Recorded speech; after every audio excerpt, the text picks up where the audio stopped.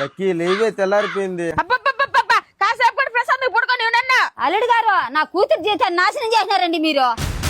అత్తగారు అత్తగారు ఏందండి అత్తగారు? నా కూతుర్ని ఎంత బాగా పంపించారండి మీ ఇంటికి. లచ్చమ్మా నాయనా కాసేపు పడుకొని మా పడుకుంటావా?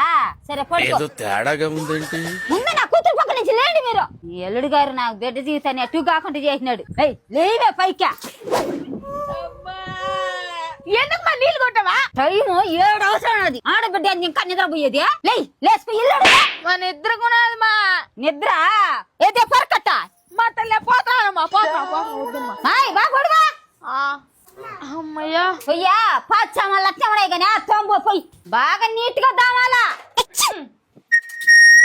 అయిందా? వాకులుడు చేముక్కారి తెల్లారిపోయింది కదమ్మా. తెల్లారిపోయి నీళ్ళు పడుకోమన్నాడు. పేడ కలిపలేదే? మేము ఉట్టి మంచి నీళ్ళు చల్లుతున్నావా?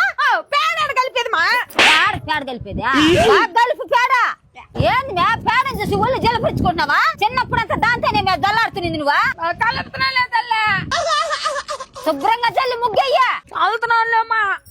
చున్నీ అంతా నాశనం అయిపోయింది. పేడ చల్లి ముగ్గేస్తాను తల్లి. నా మొగుడు కాఫీ పెట్టిస్తా తాగుతా ఉన్నా. అట్ట చేసా కదా అల్లుడు గారు నీ జీవితాన్ని ఎటు చేసిందా? ఏసైనా ముగ్గు నోరు చూడు ఎట్ట పడుతున్నాదో. ఏడున్నప్పుడు సైలెంట్ గా ఉన్నావు కదా మే. అల్లుడు గారు అమ్మ తల్లి ఇంకేం చెప్పటో చెప్పు. ఆ పాసినోరు గడిగా 2 టీ పెట్టుకోరాబో. టీయా బావా? ఏంది బావా? నా మొగుడు కూడా తాగుతాడేమో అని అడగాలనుకున్నాను మా. నీ కథలు నాకు తెలుసు కానీ మూసుకోబోయి పెట్టుకోరా.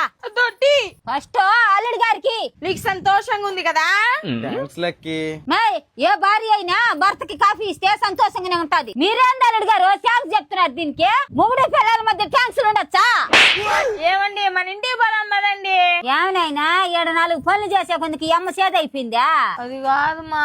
ఏదది కాదు నాయనా. ఆడబిడ్డలు మగబిడ్డలు అయిపోతున్నారు, మగబిడ్డలు ఆడబిడ్డలు అయిపోతున్నారు ఈ కాలంలో. భార్య భర్తలు ఒకరికొకరికి సహాయం చేసుకోవాలి నాయనా. కానీ భర్తని నిండా దిగజార్చే పని మాత్రం పెట్టుకోకూడదు. ఎప్పుడైతే నీ భర్తని తక్కువ చేసి చూస్తావో గౌరవాన్ని నటించే ఆడవాళ్ళు ఈ సమాజంలో చాలా మంది ఉన్నారు. ఆ నటనకి ప్రతి మగాడు దాసోహం అయిపోయి నిన్ను మోసం చేస్తాడు, అతను మోసపోతాడు. చివరికి రోడ్డు మీదకి వచ్చేది ఆడదాని జీవితమే. అతనికి మగాడు ఎలాగైనా బతికేస్తాడు. ఇది కేవలం ఒక ఆడదాని ప్రవర్తన వల్లే జరుగుతుంది. కాబట్టి మగాడిని ఎప్పుడు తక్కువ చేసి చూడకూడదు, గౌరవం లేకుండా మాట్లాడకూడదు.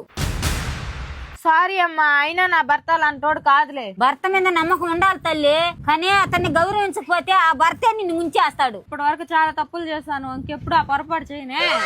సారీ బావా. అల్లుడు గారు మళ్ళీ పద్ధతిగా పంపిస్తున్నాను నా బిడ్డని మీ ఇంటికి. పద్ధతిగా తప్పిందనుకో నీకు నమస్కారం తల్లి.